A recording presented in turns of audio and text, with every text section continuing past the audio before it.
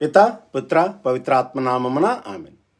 ఇప్పుడు మనం పునీత అంతోని వారి అద్భుతాన్ని తెలుసుకుందాం, ప్రార్థన చేసుకుందాం, దేవుని ఆశీస్సులను పొందటానికి ప్రయత్నం చేద్దాం.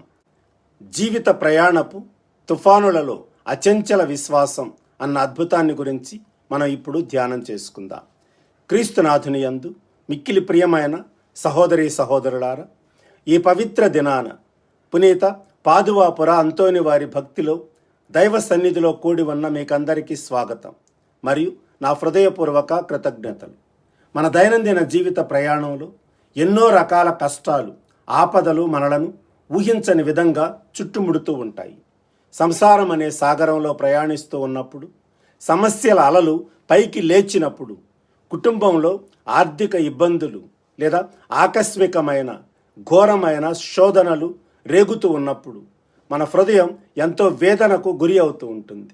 నా జీవితం ఇంతటితో ముగిసిపోయిందా, నాకు ఇక సహాయం చేసేవారు ఎవ్వరూ లేరా అని మనం ఎంతో దిక్కుతోచని స్థితిలో పడిపోతూ ఉంటాం. కానీ దేవుని వాక్యం మనకు సెలవిస్తూ ఉంది, పూర్ణ హృదయంతో దేవునిపై భారం వేసి ఆయన ప్రియ సేవకులైన పునీత అంతోని వారి మధ్యవర్తిత్వం కోరినప్పుడు జరిగే అద్భుతాలు అమోఘం, అద్వితీయం. దేవుడు తన బిడ్డల విశ్వాసాన్ని ఎన్నడూ త్రోసిపుచ్చడు అనడానికి పునీత అంతోని వారి జీవితమే ఒక సజీవ సాక్ష్యం. ప్రియ సోదరులారా, ఈరోజు ఒక ప్రయాణంలో జరిగిన అద్భుతాన్ని గురించి మనం ఎంతో లోతుగా ధ్యానం చేసుకుందాం. చరిత్ర పుటలను ఒకసారి తిరగవేస్తే కాటలోనియా నుంచి సిల్కుతో నిండి ఉన్న ఒక ఓడ సిసిలీ తీరానికి చేరింది. అయితే వారు ప్రయాణిస్తున్న ఆ సమయంలో సముద్రంలో ఒక పెద్ద జలప్రళయం సంభవించింది. ఆ భయంకరమైన తుఫాను తాకిడికి ఆ ఓడ మళ్ళీ సముద్రంలోనికి నెట్టబడింది. ఎటు చూసినా ఉవ్వెత్తున లేస్తున్న అలలు, భీకరమైన గాలులు ఆ ఓడను చుట్టుముట్టాయి.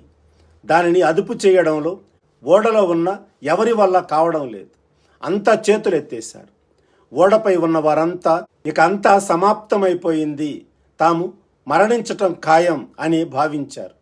అయితే మానవ ప్రయత్నాలన్నీ విఫలమై మరణం కళ్ళ ముందు కనిపిస్తూ ఉన్న ఆ ఘోరమైన ఆపద సమయంలో దానిలో ఉన్న ఒకే ఒక్క నావికుడు మాత్రం ఎంతో గొప్ప విశ్వాసంతో ముందుకు వచ్చాడు. ఆయన పెద్ద స్వరంతో బిగ్గరగా పునీత అంతోని వారి శరణు కోరాడు.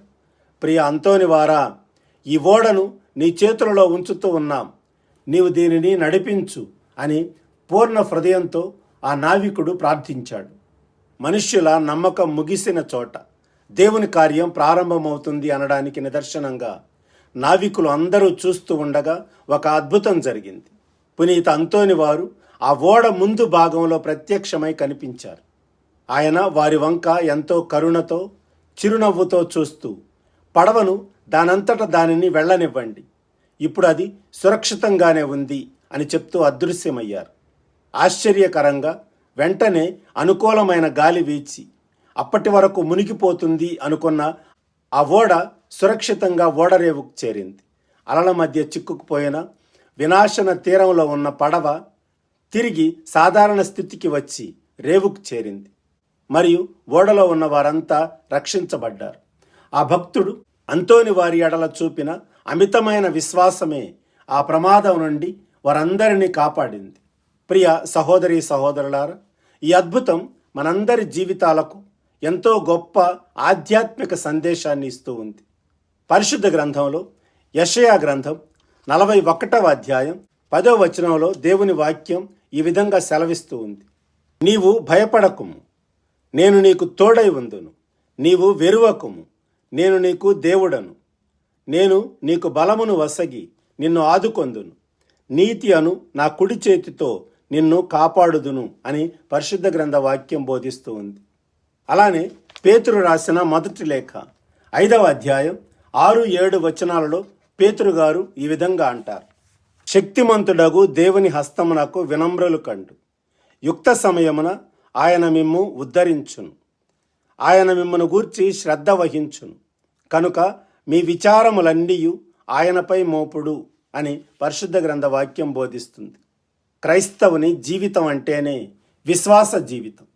ప్రభువు సువార్తలో సెలవిచ్చినట్లు మనలో ఆవగింజంత విశ్వాసమున్న కొండలను సైతం కదిలించవచ్చు. ఈరోజు మనం మన జీవితాలను ఒకసారి పరిశీలించుకుందాం.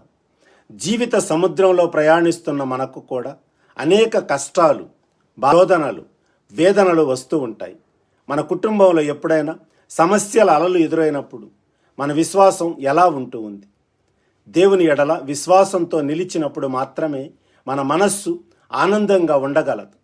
దేవుడు మన జీవితములలో అద్భుత కార్యాలను జరిగించగలరు. మీ విశ్వాసమే మీకు రక్షణ కవచంగా మారుతుంది. కాబట్టి మన బిడ్డలను విశ్వాసమునందు పెంచటానికి మనం ప్రత్యేక శ్రద్ధ వహించాలి. వారు విశ్వాస వీరులుగా రూపొందాలి. జీవిత పెను తుఫానులలో చిక్కుకున్నప్పుడు అధైర్యపడకుండా విశ్వాసమునే మన ఆయుధంగా చేసుకుందాం. పునీత అంతోని వారి మధ్యవర్తిత్వం ద్వారా దేవుడు మన జీవితాలలో కూడా అద్భుత కార్యాలను చేస్తారు అని నమ్ముదాం. కాబట్టి రండి, మనమందరం కలిసి ఏక మనస్కులమై పూర్ణ హృదయంతో ఈ పవిత్ర ప్రార్థనలో ఏకీభవిద్దాం.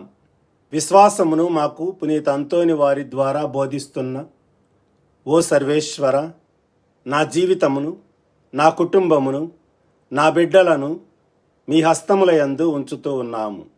అనేకసార్లు విశ్వాసమును వదిలి తొట్టిల్లినప్పుడు మీరు నన్ను ఆదుకొని ఉన్నారు. మీ శిష్యుల విశ్వాసమును మీరు పదిలము చేసి ఉన్నారు. మాకు వచ్చే సకల శోధనలను ధైర్యముగా ఎదుర్కొని మా విశ్వాసమును పదిలము చేసుకొని భాగ్యమును మాకు దయచేయండి. సిలువలో కుడివైపు చూపిన దొంగ విశ్వాసమును నాకు కూడా దయచేయండి. ఒకే ఒక్క మాటతో పరలోక రాజ్యమును చేరిన ఆ దొంగవాడు ఎంతో భాగ్యవంతుడయ్యాడు. మా కుటుంబమును మీ దివ్య సహాయముతో నడుస్తూ పునీత అంతోని వారి వేడుదల ద్వారా దీవెనలు పొందు భాగ్యమును దయచేయమని మిమ్మలను వేడుకొనుచు ప్రార్థించుచున్నాము. ఆమెన్. ఓ పునీత అంతోని వారా, మా కొరకు ప్రార్థించండి.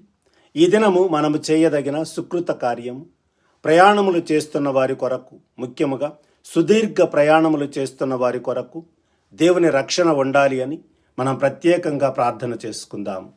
పిత, పుత్ర, పవిత్రాత్మ నామమున ఆమెన్. God bless you.